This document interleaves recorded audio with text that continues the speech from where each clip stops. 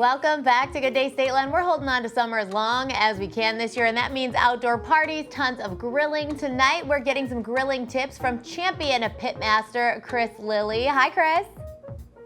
Hello, welcome to my backyard.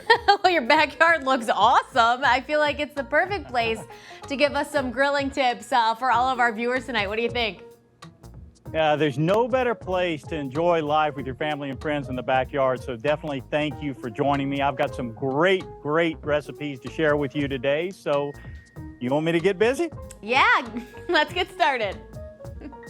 All righty, fantastic. What I've got here is I've got a whole chicken that is butterflied open, and I'm going to season it with a little salt and black pepper and drizzle a little olive oil over the top of it.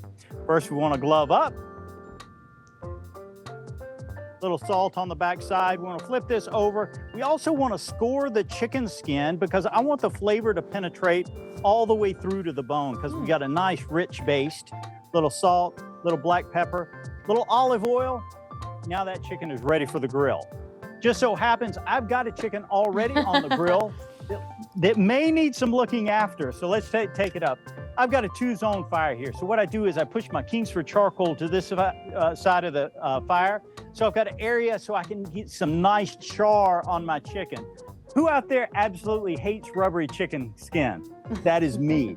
Now I get a rich live fire flavor directly over the coals, and then I can move the chicken over indirect heat and baste it. This baste is a combination of butter, soy sauce, brown sugar, rice vinegar, garlic, ginger, sesame oil, and a couple of ingredients I get in the international section of my grocery store. A little sambal olik and a little Korean chili paste.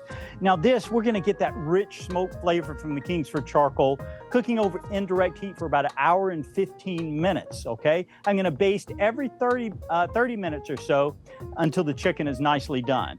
Next up, we gotta have a side dish. We're gonna jump in and do a char-grilled corn and black beans with some roasted onions, jalapenos, and garlic. What I've got is 2 cans of drained black beans in my cast iron skillet. I've got 1 cut up ear of corn. Now this corn takes about 5 minutes to cook.